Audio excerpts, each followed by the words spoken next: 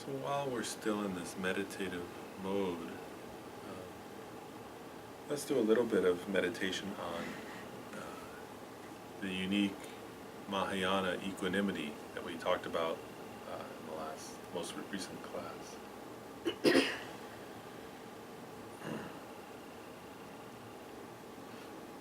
So to meditate on that kind of equanimity, first we have to recognize how we ordinarily, so each of us think, I ordinarily totally categorize people.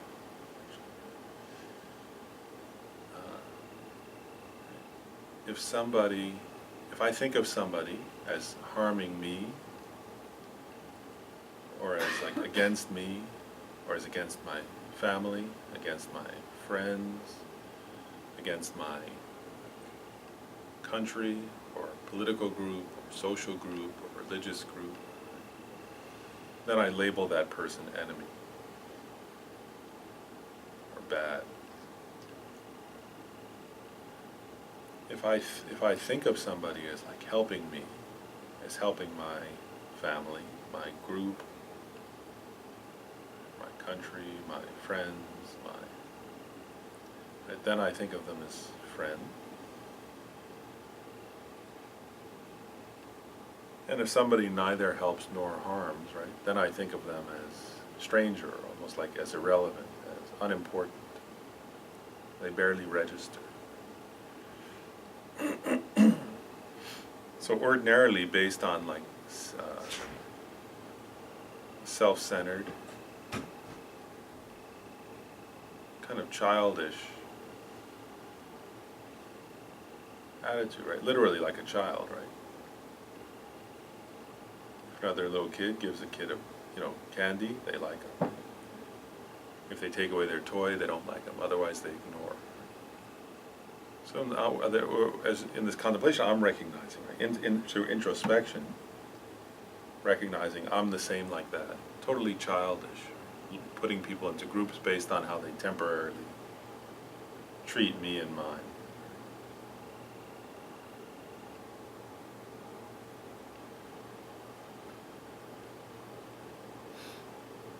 So then we just contemplate. First of all, of course, right, we can see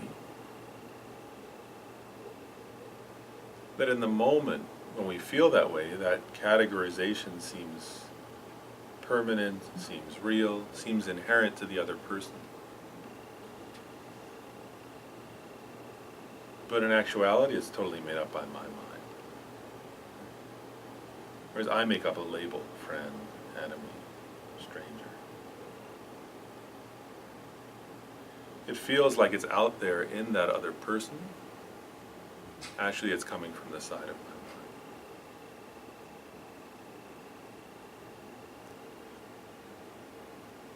And then it's a label based on some temporary experience, right? Those labels actually change over time. When we're caught in it, we don't see it that way. I don't see it that way, right? But that's the reality.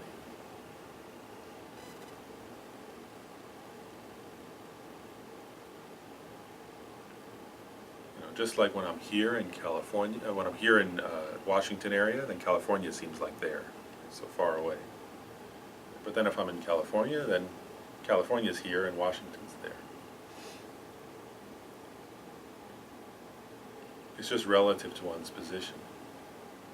At the same time, I'm seeing someone as enemy, someone else is seeing them as friend, someone else is seeing them as neutral person, stranger. There's nothing in the slightest from the side of that person that makes them inherently what I label them. Not at all, right? Not one atom of that person is inherently friend, enemy, or stranger. It feels like there's a real enemy or real friend out there, right? But that's actually a hallucination of my mind. It's not saying there is no friend, right? But that friend is totally dependent upon and made up by my own mind. If you search every molecule of that person's body, you won't find friend there. Right? If you could somehow search their consciousness and their passing thoughts, which are all fleeting, their feelings, and so on. Right? None of those are inherently friend. There's no friend out there at all, but my mind makes up the label, and I believe it.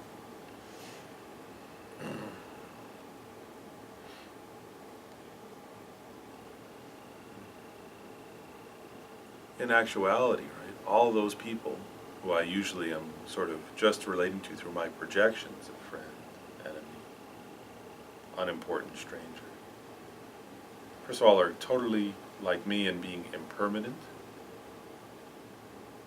They were all born, they all abide, and they all die. All of them, like me, can die at any moment. We're all in the same boat in that sense.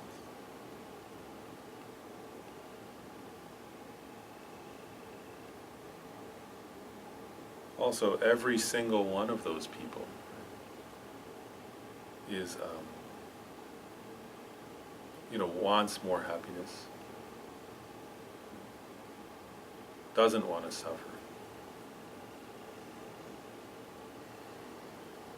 Every single one of them is like a patient sick with the inner delusions, right, of attachment, aversion, ignorance, pride, jealousy, wrong views, and so on.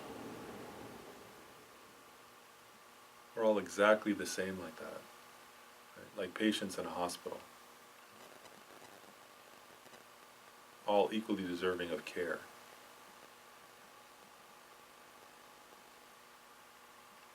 If there's any difference at all between us, it's that maybe one of us has a little more grasping or attachment, another has a little more anger, another has a little more pride, another a little more jealousy.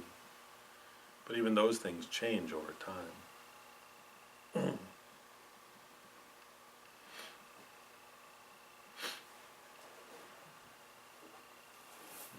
So we're all, ordinarily I just look at people through this kind of, these projections based on self-centeredness. But now we're just exploring through logic reality, right? Without any doubt, we're all the same in being mortal. Without any doubt, we're all born, we're all going to die. Without any doubt, we're all caught in having those kinds of afflictive emotions. Although everybody wants inner peace, right? But unless we're enlightened, we all have these inner turmoils, these inner upsets, these inner negative feelings. We all want to be happy, right? But we all find suffering. And actually, if we now, through empathy, if we explore it, right, we can see, based on our experience and observation, that all those beings are exactly the same as each other and as me. Right? Deep in their hearts, totally wanting happiness. Totally not wanting to suffer.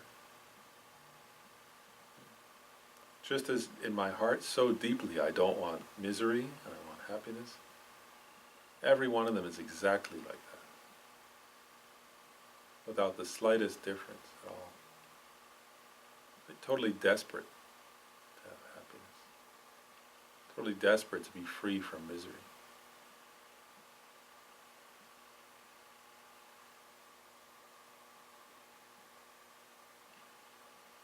So take a moment just to try to really have that experience, right, of recognizing that, of kind of relaxing the projections, the kind of egocentric projections, and of seeing that reality, right? The reality of our common mortality, the reality of our common being afflicted, being deprived of what we want.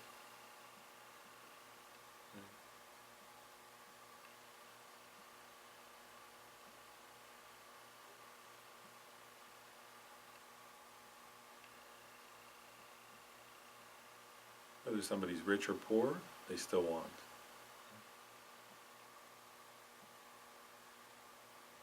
whether somebody's popular or unpopular, they still want.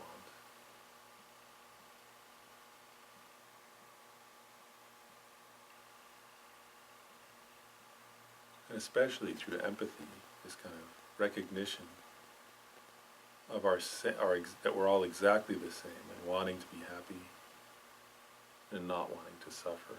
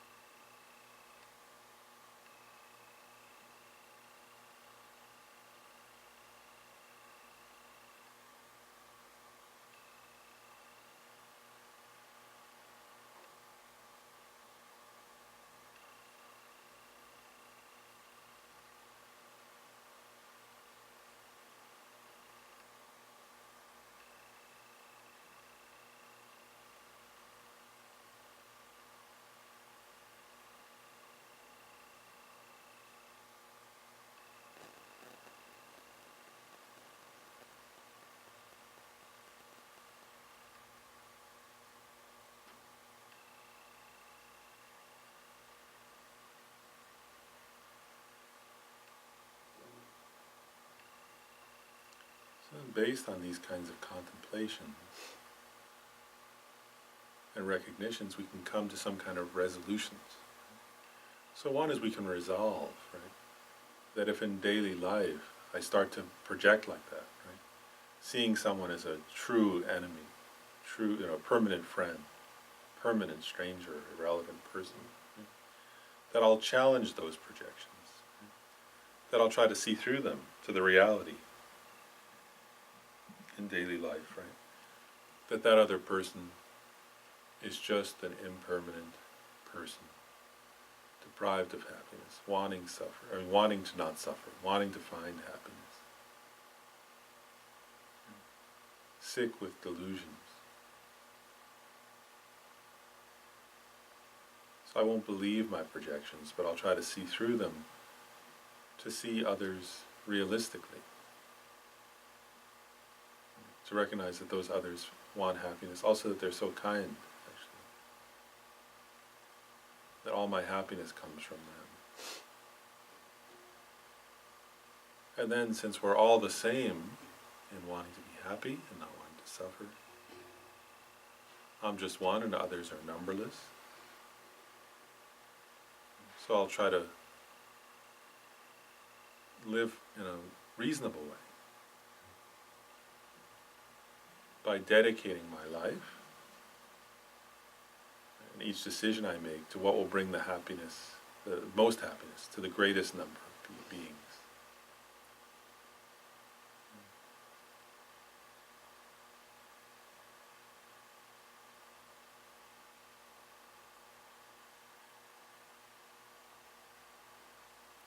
That I won't think only of my own happiness and the happiness of my friends,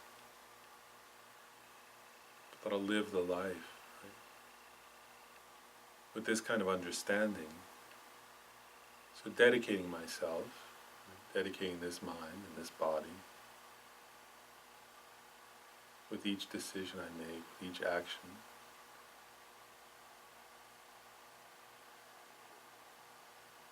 to try to bring happiness to the greatest number of beings.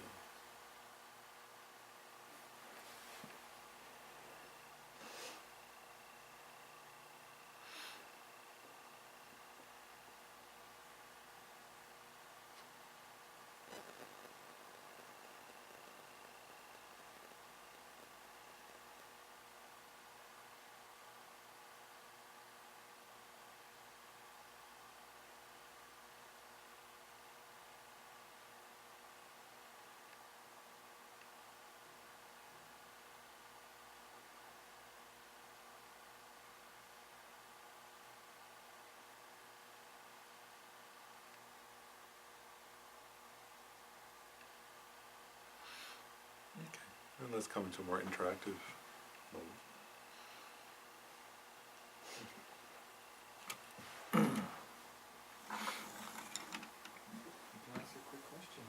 Sure.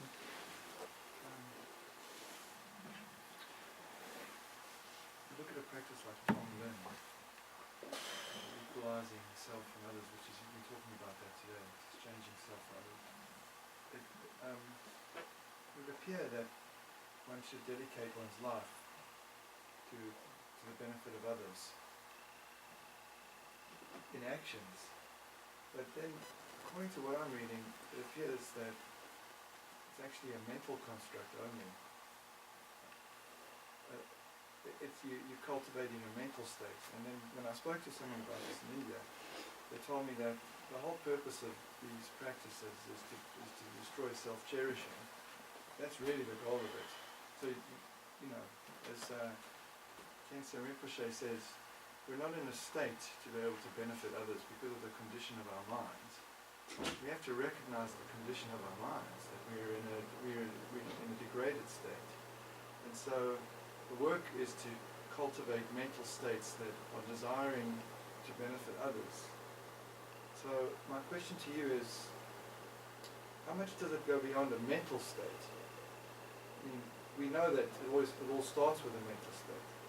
But the question is, how far does it go? Does one have to, go out and help the poor and the needy and, start a non-profit organization and give charity? I mean, like, what does this actually mean, aside from the mental states that you're helping us to cultivate here, and that Buddhism tries to foster? What does it actually mean in terms of our daily lives?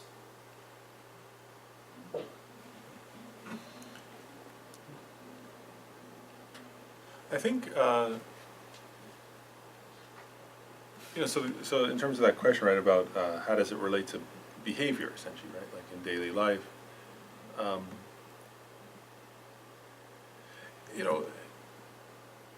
one thing is it's a bit individual, but I'll start with this, like,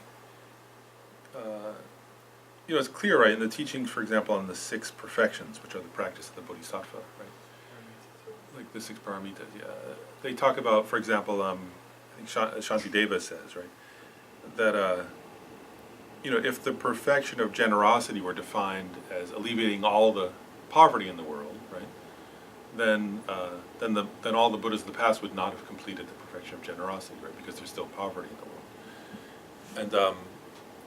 And for you, right, in other words, if you were to say, well, you'll only have perfected your perfection of generosity when there's no poverty anywhere in the universe, for example, right? Like, whereas that's not a correct definition.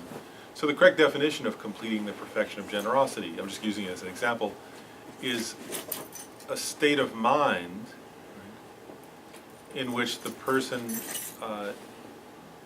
is happy to give away anything or everything, right? Their body, their wealth, their possessions, their merit, right? So in other words, and each of the perfections, and my point there is this, is that each of the perfections is actually a state of mind. But then, to cultivate those states of mind, definitely, right, we have a body and we have interactions with others. And so, so for sure, actually, it has to involve our behavior also. So to start with, like, a very simple example, right? Like, if we say we're cultivating this awareness that others want to be happy as much as we do, right? I mean, it's mainly a state of awareness, right? It's mainly a state of mind. But if you're cultivating that state of mind and then you see an insect and you step on it, right? Well, clearly that's not, or there's a contradiction there, or that's not help, one is your behavior is then not in line with what you're contemplating, right? If the insect also wants to be happy as much as you do, right? And then you see it and you step on it, right? Because you just don't, like, let's say you think, oh, I don't like I don't like mosquitoes, man, I'm going to kill it, right?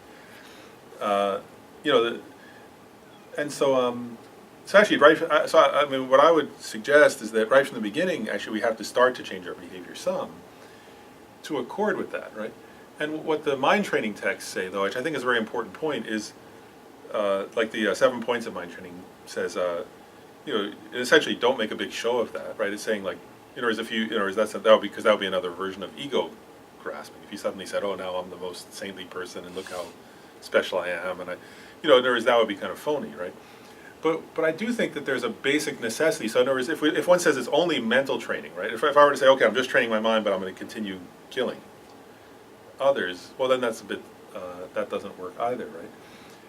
So I guess what I would put forward is this, is that, the same thing, if somebody says, I'm training in the perfection of generosity, but I'm not going to help anybody by giving anything, that would be a bit phony also, wouldn't it? Like, so it seems to me, anyway, that one has to start at least with nonviolence, right? Whereas by not harming others, So if one is contemplating these trainings, right, that others want happiness as much as I do, and cherishing others, and decreasing self-cherishing, I think even for us who are beginners, right, we can start, for sure we have to start actually with nonviolence, right? So we have to start by saying, okay, if that's true, right, then at least the harm I give others, right, whether it's killing an insect or stealing from somebody, or, maybe none of us here I don't think are doing armed robbery, right, but tricking somebody, or, trying to be deceitful, things like that in a way that harms somebody else. Things like that, and the 10 non-virtuous actions, right? Lying to others, harsh speech. We all do things like that sometimes, right? We're speaking very harshly to others, for example. It hurts their feelings. And so for sure, if we're contemplating the faults, which we're going to get to today, the faults of self-cherishing, the advantage of cherishing others, I mean, that's something any of us can do. And if we don't, then it seems to me like internally you'll see this, right? That you'll feel, if you're contemplating these kind of contemplations, and then you go out and you say something that really hurts somebody, right? It's not going to be, in order you start to, already, actually, even if you're not doing these contemplations, there's a basic human recognition that something's not right? That I did something wrong. People have like a guilty conscience, right? But then, especially if you're doing these things, you start to feel a discomfort, which is good. In other words, it's a discomfort based on empathy, right? In other words, you empathize with the other and you realize, wow, I hurt them. So I think we have to start at least by decreasing the amount to which we harm others. That's for sure, right, in daily life. And that's why, like, the Buddhist teachings talk about that we, in other words, you start with refraining from the 10 non-virtuous actions, right? But actually we can expand those, right, to even include, similar actions, right? Any actions that harm others, and then I would suggest that if you look at the activities of bodhisattvas, that then from there, I think the key though is this, is that for sure if you're practicing this kind of training, it's, so that the mental training has to come first, right? Or that it's more primary or more important. And so, especially if you're doing this kind of Mahayana practice, that's what I'm talking about now. So I don't mean that it comes first in the sense that you don't, first you have to stop harming others in terms of frequent, sequence.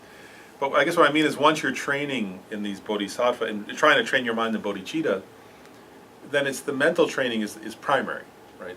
Bodhicitta is mainly it is a state of mind, right?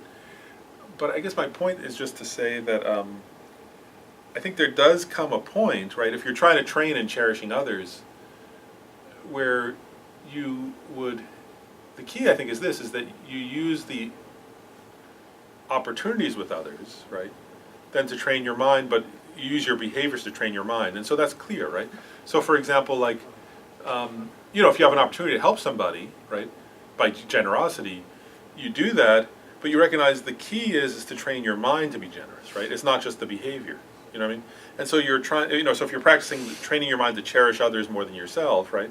Of course you actually give, but you don't just give but the main emphasis is, can I give while really feeling a joy in giving and a wanting to give and a sense of unattachment to the objects that I'm giving or the time I'm giving or the whatever, or to the outcome, to anything, or to them being nice to me back. In other words, you really try to cultivate a mind that says, I'm giving because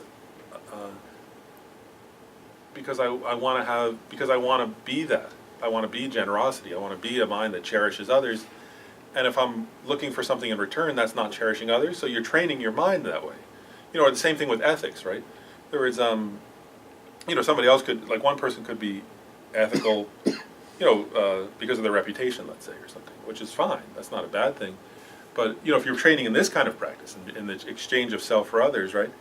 In other words, then you're training in ethics because because you want to train your mind to not be harmful to others, right? You're trying to create a mind that never wants to harm others, right? And so somebody comes along, right, and there's some practice of, and you're trying to you're trying to use that interaction to train your mind further to cherishing others more than yourself. So does that make sense? So you do interact. The behavior then becomes a way to train the mind further. Yeah. That's what I've taken out of this. Yeah. It all leads back to mental training. Yeah. Yeah, mental training is the primary.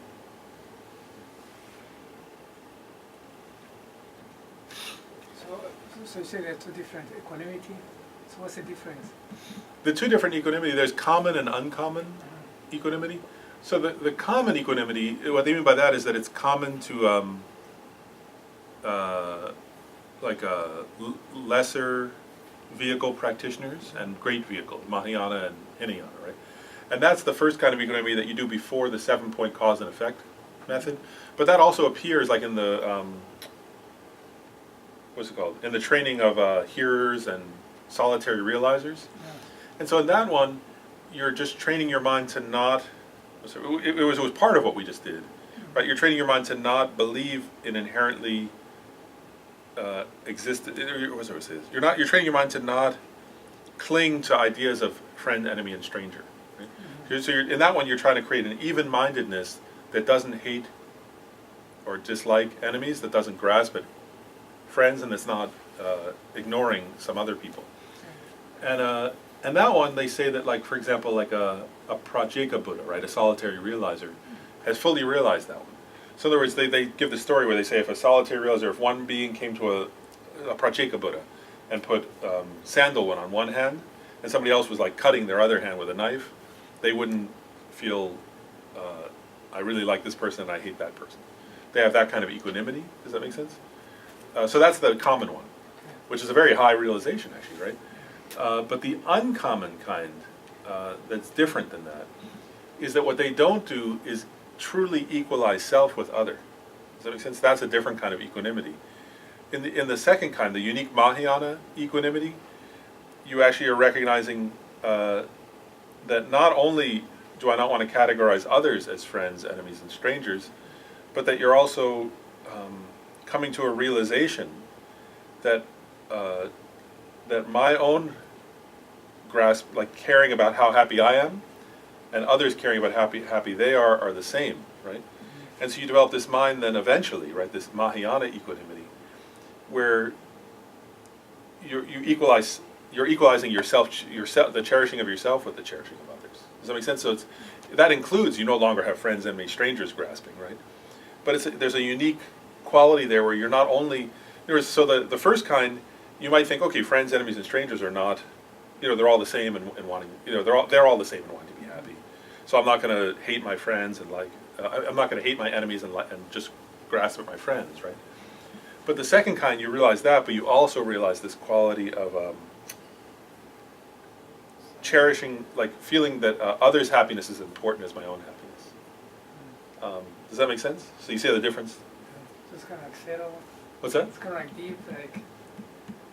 Yeah, and it starts to harm the concept of self-cherishing is different. Like there is any the habit of cherishing myself more than I cherish others is harmed more by the second kind. Whereas the first one doesn't destroy that or doesn't really uproot that deep habit of cherishing myself more than I cherish. So like you said, the second one is like you put others before you, like. Actually, at this point, you just equalize. Then we're going to get to putting others before you. That's the next step, actually. Okay, Yeah, that's the next step. I'm kind of still confused. Yeah, so first you equalize self with other. Yeah. Like, so the idea would be this, would be like, actually think of it this way, like, if it's confusing, like, let's put it this way, like, in the first kind, right? Like, let's say Gabe were to do something mean to me, right? Like, so in the first kind, I would be training my mind until eventually I would realize, okay, so sometimes Gabe's going to appear as a friend, but sometimes he'll do something mean. But I'm going to train my mind to realize he's not inherently a friend, and he's not inherently an enemy. Whatever he does, I can stay peaceful with him. Right? That's quite high, actually, right? But let's say I achieved that, right? But still, there's a habit, right, where when I wake up in the morning, I care more about how happy I am than how happy Gabe is, right?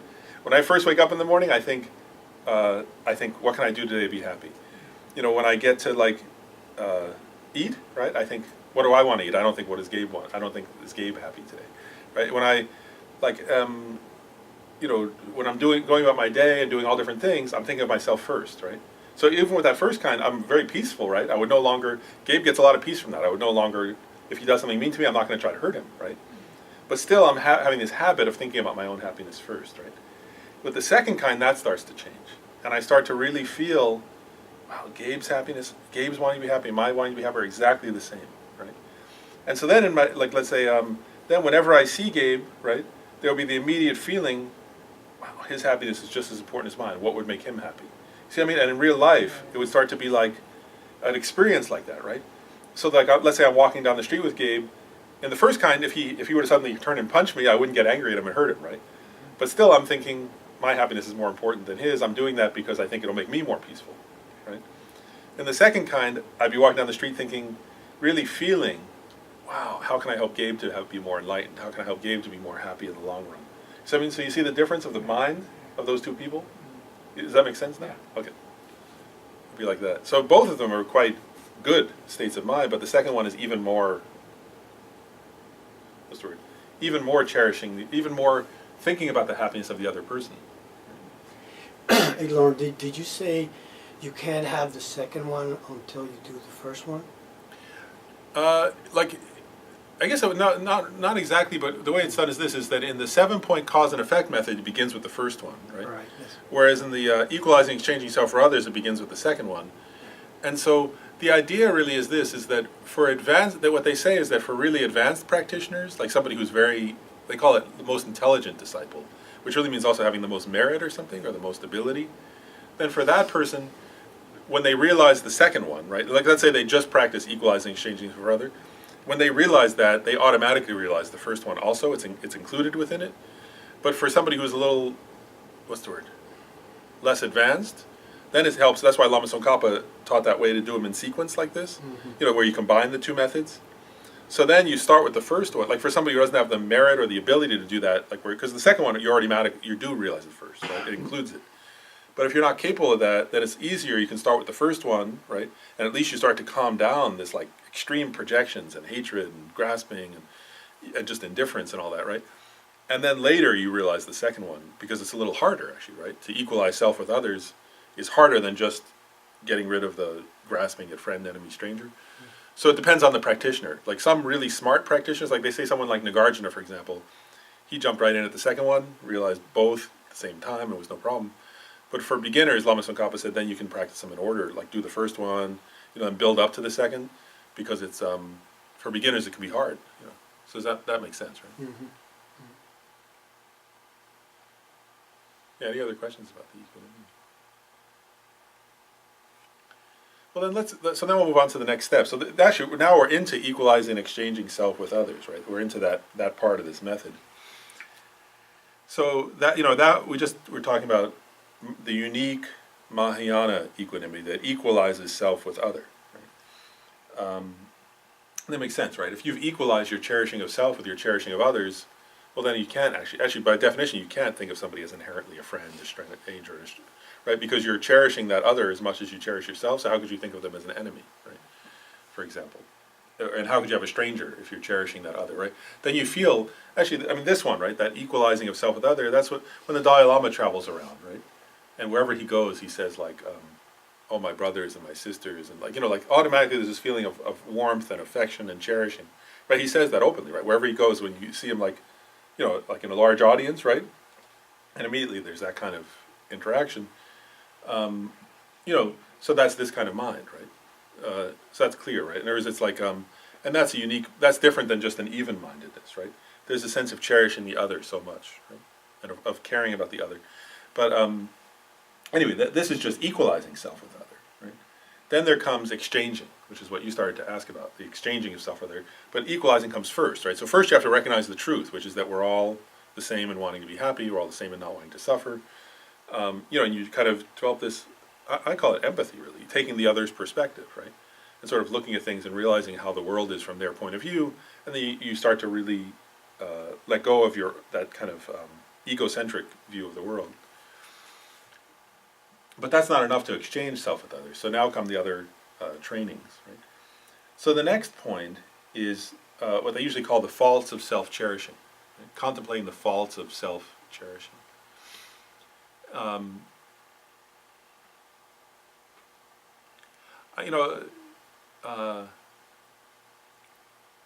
think it's an important point, though, a little bit, just to say that, so what do they mean by self-cherishing? I just think it's important to talk about that just for a minute. Like, Because it could be, I think, in our culture anyway, I think that can be confusing sometimes. And so, and sometimes people translate this different ways. Like some people call it, egocentrism or self-centeredness, or I sometimes call it narcissism. Really? You call it narcissism? Yeah, sometimes I've called that narcissism. Not meaning narcissistic, like, and I want to be clear, when I use the word narcissism, I don't mean it in the sense that it would include this, but I don't mean specifically narcissism as a pathology, like, there's a pathology of narcissistic, like, personality. Just add one word to that, to the discussion. Yeah. Because remember when Khensa Rinpoche was here, we asked him this question about the difference between self-grasping and self-cherishing. In your discussion, if you could just weave it in, because I think the one is a precursor to the other, Yeah. and that, and because you said what is self-cherishing, I think at the start of it is the perception of an I, that we all have this idea of an identity that we've constructed, and then what happens is then we, because of this, and that identity is completely an illusion or a delusion, I'm not sure which the right word is, and then what happens is that we then feel that we need to meet the needs of this I, that we need to, we form this idea that we have of ourselves. We need to do actions and do things that correspond with this sense of ourselves that we have. And I think that's where this is what I'm checking with you, but I think that's where we start to grasp. We start to grasp, well, if I need, this I needs friends, this I needs food, this I needs a place to live, and we start grasping at those things. And then in the process of grasping at all these different things that we feel we need in order to, for this I to be happy, we start to, the result is self-cherishing. I don't know if I'm right, but that's what I think Khensa Rinpoche was saying. I'll put it, for now I'll put it more simply, I think, just to start with at least, we'll see. But I mean, I'll just put it more simply, which is, yeah, for sure, right, self-cherishing does depend on self-grasping, right? That's definitely true, right? Or as they sometimes use the analogy of a king and a general, right? That the king is self-grasping and the general is self-cherishing. And so, of course, it has to begin, right, with so self-grasping, right, there's the appearance, actually. With self-grasping, first there's an appearance of an inherently or truly existent I. That's not that's not self-grasping yet. Self-grasping is when you believe in that, right? So you believe that that's true, right? That's self-grasping. That you believe there is here, right, a truly inherently existent me, right? That's grasping at a self, right? But then, just to put it simply, right? So then, self-cherishing, right, is the habit of feeling that this self is more important than other people's selves. I think it's a simple way. Is that what you said? Yeah, it's a habitual way of feeling, really, right, and thinking. It's a thought actually too, but I'm emphasizing feeling because it's often not. We're not conscious. The reason why I say feeling is actually it is a thought, but we're not consciously thinking that. We don't walk around. I don't think any of us, even the most, it's very rare for somebody to walk around all day thinking I'm the most important. I'm the most important. Some people do that, but most don't, right?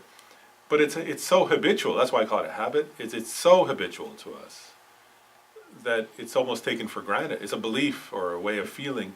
It's a thought, it's a belief, and it's a way of feeling about the world that we're so habituated to that it's like we completely take it for granted. Actually, what's the difference between that and the desire to survive? We're going to get to that in a little bit, Right. but this is not that. Just to be not clear, that. this is not like that's what we're going to get to actually. But this is just so that's why I wanted to just say, for now I'm going to leave it simple. We'll get to that in a few minutes. But that it's this. So it's this. Like I'll call it for now. Let's say a belief or a feeling that this I is more important than other people's. It's self. relative. It's relative to others. You're more important than others, not just that you're important. Right. Okay. And so given that, I just want to at least kind of briefly discuss this one point, and then we're going to have a more discussion. So the idea then, right, is based on that, right? Then this point of contemplation is what are the faults of that, right? And so I'll just cover that. And actually, so Shanti Deva, right, says actually, I forget the exact quote, but anyway, he basically says all suffering is the cause. That, in other words, that leads to all suffering. And actually, All misery that the world yeah. contains. And I'll actually quote, this is, well, he says, all suffering in the world comes from the desire for one's own happiness. Right? That's Shanti Deva. All misery comes from. Yeah. All misery, all suffering comes in the world comes from desire for one's own happiness. And the first Panchen Lama, right, Losang Choki Gyaltsen in the Guru Puja, he says the same in his own way. He says, this chronic disease of cherishing ourselves is the cause giving rise to our unsought suffering. Perceiving this, we seek your blessings to blame, begrudge, and destroy the monstrous demon of selfishness. The 7-point mind training says, banish, put all blames into one. It's actually usually the translation. And what that means is put all blames on self-charity, or blame all problems and all suffering on self-cherishing. So just three quick quotes from those three different masters, right? But so the point there is this, is that so according to this teaching, right, the view is that all our suffering comes from self-cherishing. And I just want to at least briefly go over that, because that's really one of the main topics for today. So the idea is this. Actually, we'll start with like very obvious, gross level, and then get to more subtle, right? So on a gross level, actually, if you contemplate, and this is what you would be contemplating in your meditation, right? That, like for sure, actually, there's no doubt. You can, if you think about this, there'll be no doubt at all that every war that has ever happened in the world came from self-cherishing, right? From somebody, so one person was feeling, I'm more important, right? I and my group are more important. This other group's less important. Our happiness matters more than their group, so we'll kill them for that, right? There's no doubt at all, right? Nobody starts a war because they think I want. A war doesn't start with the impulse to make somebody else happy, right? It starts with self-cherishing. Actually, like you go through the 10 non-virtuous actions, right? In other words, when somebody murders somebody, right? It always comes from self-cherishing, right? There's no doubt, right? Or it's like, in other words, you're feeling my happiness is more important. You're stealing actually the most valued thing of that person, right? Their life. So no, you're definitely not considering their happiness more important than your own, right? By definition, murder is always you're cherishing yourself hugely more than the other, right? Stealing, right? Whereas it's totally obvious, right? Whereas the other is cherishing some object of theirs, right? They want to keep it, and then you take it from them because you care more about your own happiness than their happiness, right? Sexual misconduct, right? Whereas it's totally obvious, right? There's no doubt at all, right? Does that ever, is that an altruistic practice of cherishing the other more than you? Definitely not, right? And then if you look at, just take those three, those are the three physical non-virtues, right? How much suffering in the world comes from those three, right? Huge, actually, right? Like, whereas if you see somebody who's lost a loved one to murder, right? If you sit with a couple where there's been like an affair or something, right? Like if you're with somebody when they're lost, when somebody robbed them, right? Like, like those scams that happen, right? You see people like who went through that, right? Then you just see the amount of suffering is huge, right? Like this is like gross level of suffering, right? And people are weeping and crying, right? From these kinds of suffering, it's totally obvious, right? Incredible amounts of suffering, right? And they all come from self-cherishing. Right? And then war, right? Like it's unbelievable how much suffering comes from that, right? And also, like if you look at economic crises, right? The huge economic crises that happen, not just all over the world, right? These things happen, right? And there's if you trace them back, right? Everyone that I know of, right? You trace it back. There was somebody who was tricking, somebody who was doing greedy, or being overly greedy, or right. So it's obvious, right? All those things come from self-cherishing. That's a form of stealing, actually, right? That would be under that non-virtue, actually, in a way. Then if you look at the verbal non-virtues, right? Whereas when people lie, right? like are deceitful to others, right? It's obvious, right? In other words, they don't want to face the consequence of somebody knowing something, or they're trying to get something over on somebody, right? Harsh speech, right? It's obvious, right? It comes from self-cherishing, right? Whereas when people speak in a way that's intended, harsh speech means that it's speech that's intended to hurt the other, right? So it's this feeling, my happiness matters more than yours, and I'll say whatever I have to hurt you, to get you to, so I win and you lose, right?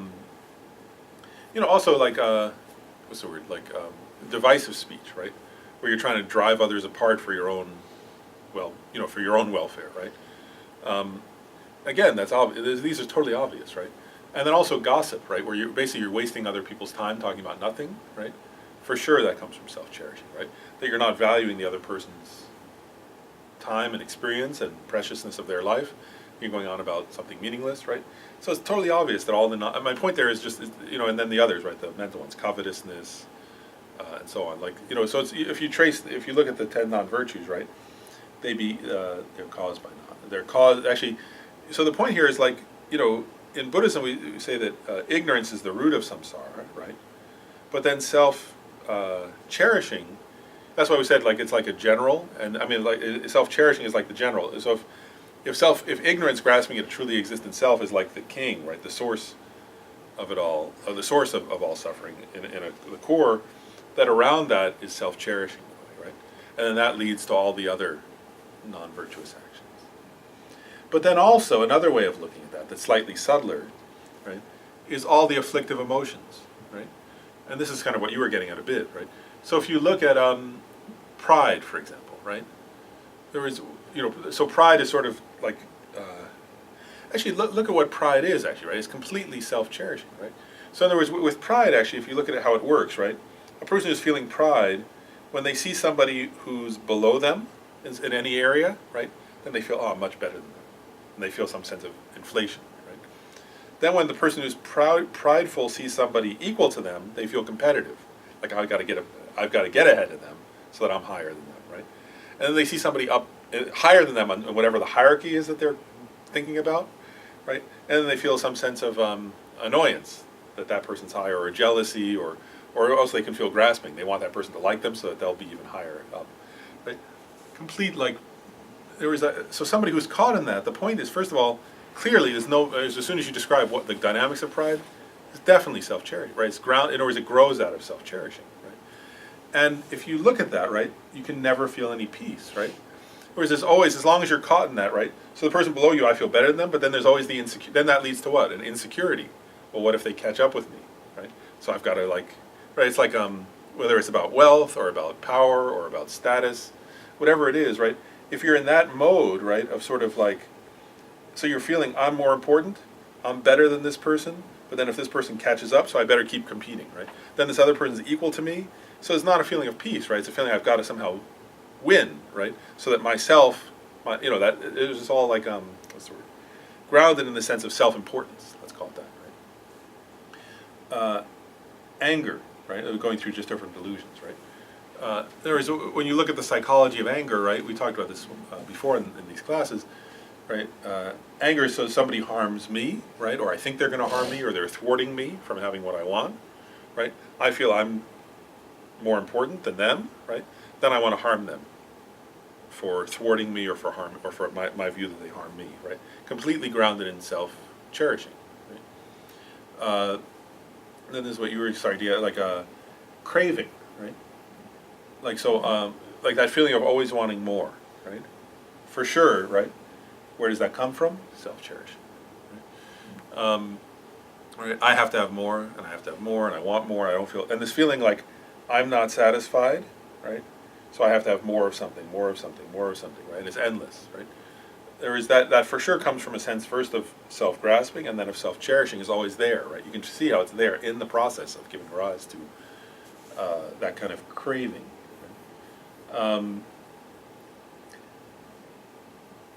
And so, anyway, so you can see how all of those, what's the say? It's actually like, in a way, all those things are like especially the craving, right? It's actually feeding, in a way, the self-cherishing, right? Whereas it's like this feeling of I'm important, I'm more important, I need more, and then what should I say? That dynamic. If you watch it, if you think about it, right, you can see that as long as you have that feeling, actually you'll never be satisfied. Right? It's impossible to be satisfied. And part of the problem is, right, that say this. I want to point this out too, like, because by nature, actually, self-cherishing is unrealistic, right? For self-cherishing is this idea. First of all, it's unrealistic in many ways. One is it grows out of self-grasping, right? So there's this grasping at an inherently, independently existent self, right? And then you start cherishing that self, right? So there are numerous problems that make it unrealistic. One is you're cherishing something that doesn't exist. Even conventionally it doesn't exist, right? Unless there is a self, but it's not independent. There's no independent self, right? There is a self that's a dependently arisen relational self, but there is no an independent self, right? Not even conventionally, there's no such thing, right? So one problem with self-cherishing is you're cherishing something it's a bit like, actually it's a bit like if you say, I'm a psychologist, so I've done this, like, is if you sit with somebody who's, what's the word, hallucinating, right, who's completely delusional, right, and they say, let's say the person's hallucinating that they're a king, right? And then you say, this is America, there are no kings, so you're not king, right? And the person gets angry, right? Whereas, like, they're cherishing something that's a complete hallucination, but they'll actually get angry if you challenge that hallucination, right? So self-cherishing is like that, actually, right? In other words, we're cherishing something, like they're not even a king conventionally, right? There's no king there, right? But they have this idea that they're a king, they're cherishing that king, and they would actually, there's potential they could be violent, right? If you challenge it too harshly, they might strike out at you, right? We're like that. In other words, this particular independent, truly existent, inherently existent self we're cherishing is a hallucination, actually, right? But then we're cherishing it, right? So one is, self-cherishing is based on a complete delusion. It's a hallucination, right? Whereas we're cherishing a hallucination. Second problem is, right, that we're cherishing that, and then we're acting on that cherishing, thinking it'll make us happy, right? So we're like grasping at stuff, and then we're angry at somebody.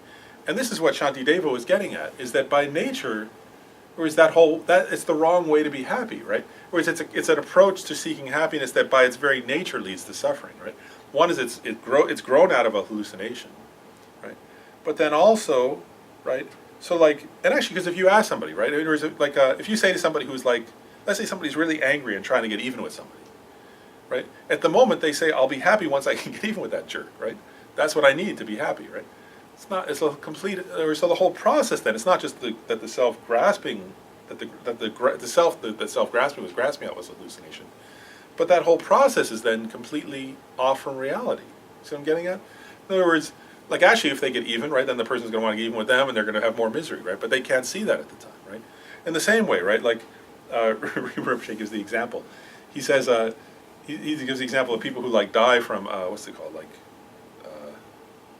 digestive problems, right? He says the person is like, eating certain foods because they want to be happy, right? And then they keep eating them, right? And then and they get digestive problems, but they keep eating, and then finally, eventually the person dies, right? From that. And then he says, like, clearly the whole thing was self-cherishing, right? It was what killed the person was self-cherishing, right? But it was in this process of, that was an example of grasping, not of revenge or something, right? That because of this feeling of like, I'll be happy if I have this, I'll be happy if I have this, I'll be happy if I have this, right? It's like this, for sure, like this kind of intense self-cherishing that then, in that case, it's giving rise to grasping, right? Where it can actually kill a person, It doesn't lead to any happiness, but for sure, right, when the person's eating the thing, they think this is going to make me happy, right? So the whole process is like, as I would say, it's like, it's like a delusion, or it's like, it's almost like a delusion where a person thinks by eating nails I'll become happy or something, right? It's like, that's the process of self-cherishing, right? It's a process where you actually, the things that, when you're caught in self-cherishing, you have this view of what will make you happy, but your view of what will make you happy will only make you miserable. Does that make sense? That's the nature of self-cherishing. Why is that? I mean, why would it make you miserable? What if you're grasping at something, let's say you really feel like a banana or some ice cream or something, and then you have it? I mean, what's wrong with that? Actually, I'm going to save that question because we're going to get to it in a few minutes. I'm going to finish presenting it the traditional way, and then I want to get to. I think it's a good question, but I want to get to it in a different way, to a group interaction. But I'll just say one more general point. This is like the traditional. So I'm sort of doing first the traditional presentation. So I'll say one more point there, is that or two more points. I just want just to finish this kind of traditional part. So one is also that all negative karma comes from self-cherishing. So like because the 10 non-virtues, right, but also all other negative karmas. Whereas if you're doing something with no self-cherishing, it's not negative karma by definition, right? So all the things we do that harm others, right, because negative karma is action that harms others, right? And actions done out of mental afflictions, right? So for sure, all those. So in that sense, this is important, like from a Buddhist perspective, they would say, so also all the suffering in the lower realms comes from self-cherishing then, right? Because the actions that lead to that kind of action, the motivations that lead to an action that would cause rebirth in hell, hungry ghost animal realms, is always self-cherishing. Right? In other words, altruism never leads to those kind of rebirths. Right? So by definition, all lower realm rebirths, all bad rebirths came from self-cherishing. And then one more point that I just want to mention is also that it's the main obstacle to Buddhahood. Right? So there's many examples like where different masters have said this, right? Like, childish beings cherish only their own welfare, while Buddhas cherish the welfare of others, right?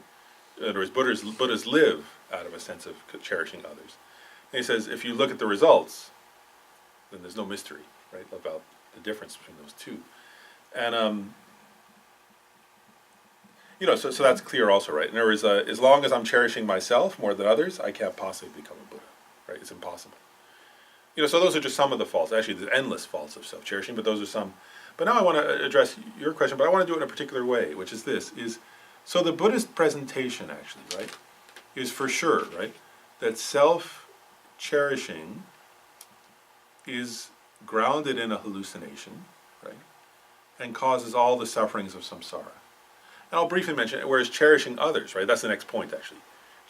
Other cherishing others, which is love, actually, right? Cherishing others means having a sense of affection, warmth, and loving kindness, and compassion. Buddhist view is that cherishing others in those ways is the source of all happiness. And all the happiness of samsara comes from that, and also the happiness of nirvana comes from that. That's the Buddhist view. So now what I want to do is actually a group exercise to address your question, but in a way that interacts with all of us. I think with a small enough group we can do it all together. But what I want to do is this, so actually, all of us disagree with Buddhism on this point. Is my what I want to present as an idea. All of us say what you were starting to say, right? Which is, in other words, all of us say, in other words, we don't actually believe that because we're not, unless somebody here's a great bodhisattva, and I can't tell, but I would assume for the moment, right, that all of us here actually cherish ourselves more than others, right? So in that sense, we say, well, that's an interesting idea of Buddhism, and it's nice and I like the idea. Actually, honestly, I think if we're honest with ourselves, what we probably say is something like this. This idea of cherishing others, first of all, there's some value in it. It's a good idea in theory, right? Because we don't want to kill each other and have, like, horrors in the world. We don't want to have, like, terrible things happening, right? And I really like the idea of others cherishing others, especially me. It'd be nice if others would cherish others, and especially cherish me. That I would really appreciate. As for me really cherishing others more than myself, I'm not so sure, right? That, if we're honest, that's our inner answer to this, right? If we're honest with ourselves, right? And we might say, on a good day, if I have everything I want, and after I had my lunch and ice cream, then yeah, I'm happy to cherish others for a little while, until dinner or something, or until I feel like doing something else. So Buddhism is presenting this radical idea. Actually, it's an extremely radical idea, right? To abandon self-cherishing and only cherish others, and that's the path to happiness. Actually, we, from the moment we were born until now, we followed the opposite of that, right? And according to Buddhism, we've actually been doing that since beginningless time, right? So infinite time we've been doing that. So for sure, right, if we're honest with ourselves, for sure we have a resistance to that. Does that make sense? And now I want to say one other thought, which is that traditionally, in many Buddhist texts, Shantideva, and also Dharma in his weapon wheel mind training, many of these mind, and also even that verse I said, right, put all blames into one, right? What they actually do, many Buddhist texts do this thing where they take self-cherishing and they externalize it metaphorically, right?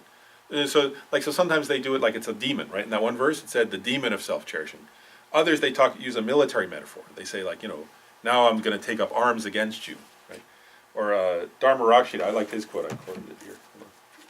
I'll quote Dharma Rakshita.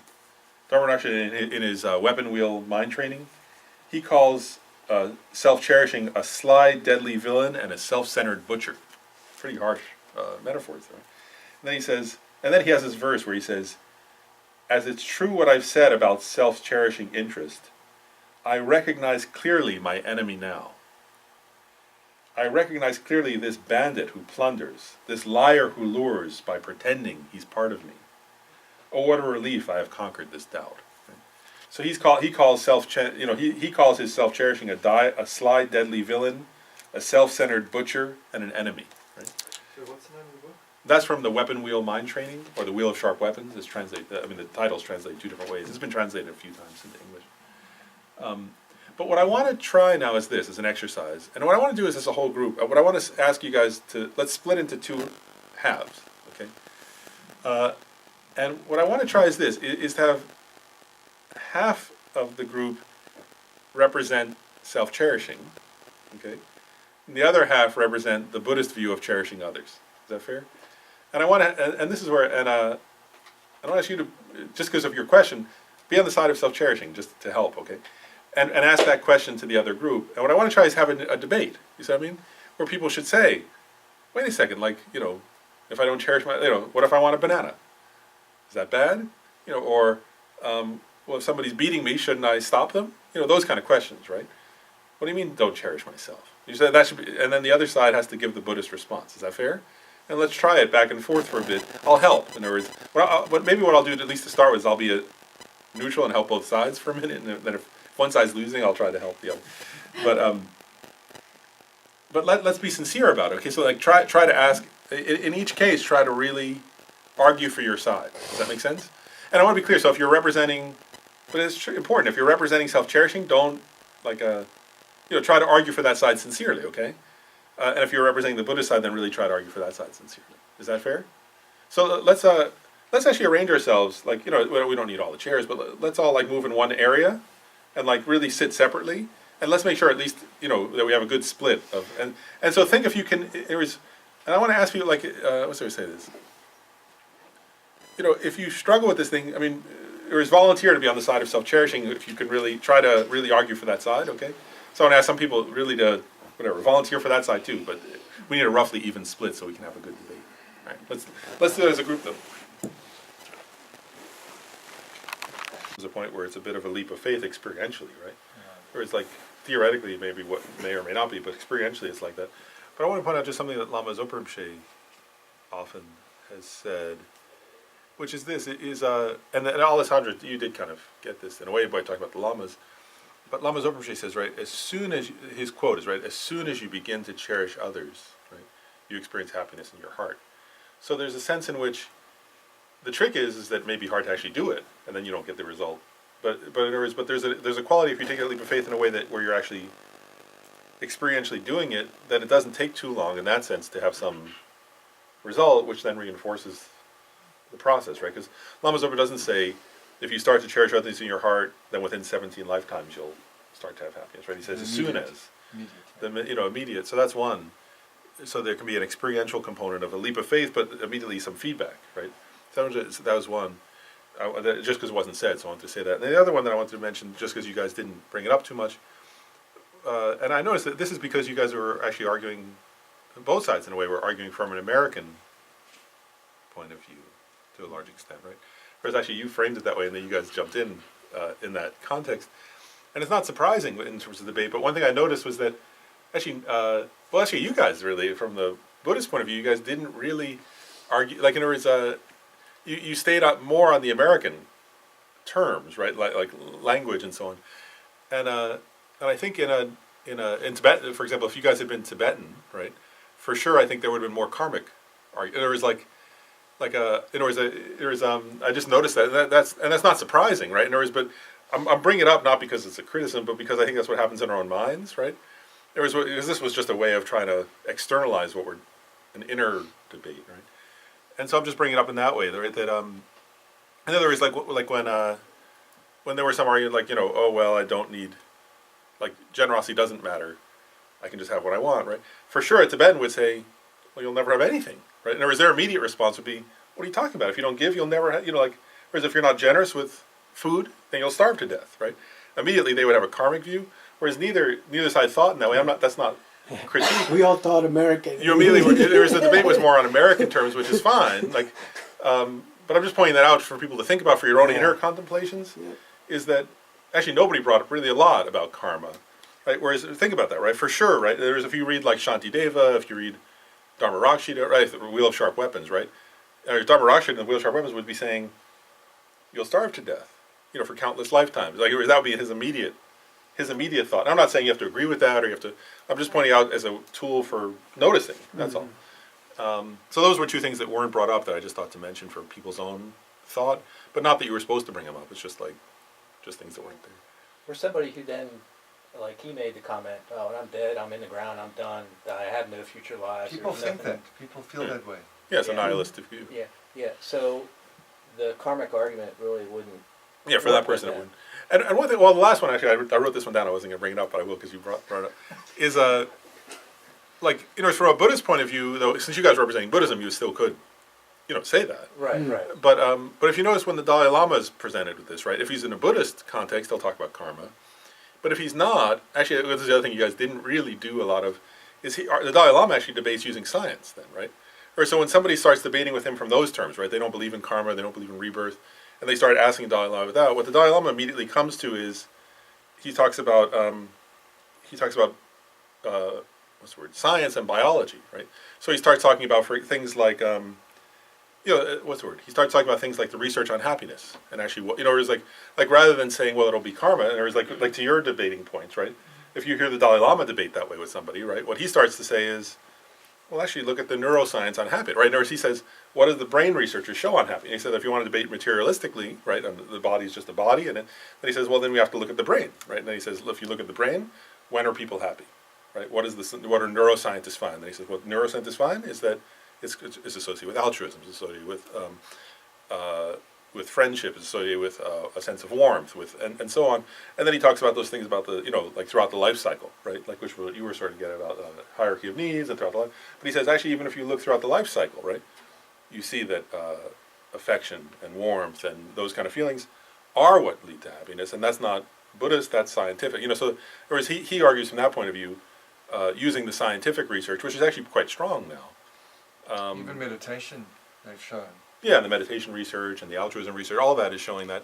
So he would argue it from that point of view, and I wasn't jumping in because I didn't think it was necessary, but I mean that's a whole other argument. So one argument that would be karmic, right? But there's another argument, which to answer your question, which would be more science-based biology debate, and saying, because that's quite strong now, right? The meditation the research on mindfulness, on altruism, on compassion, on the brain research, also when they do research on happiness, right? It's states of mind like gratitude. There's clear research in the science on that what leads to happiness. It's actually things like gratitude, appreciation, savoring, rejoicing, compassion, loving kindness. When they actually do studies on what leads to life satisfaction, it's those things. And that would be another debate point that wasn't used, but one could use that. And Dalai Lama often uses that when he does this. But okay, we'll stop here. So let's just dedicate, we went over, but let's just dedicate the merit, any good karma we created, and so on. Right? And let's especially dedicate it today that to any good karma we created, may all beings learn, actually practice, right, and learn to equalize, and then exchange self for others. Right? Giving others peace, not harming, right? And then may they all realize Bodhichitta. Right, we'll just do that one. The supreme jewel Bodhichitta, where it has not arisen, may it arise and grow. Where it has arisen, may it not diminish but increase.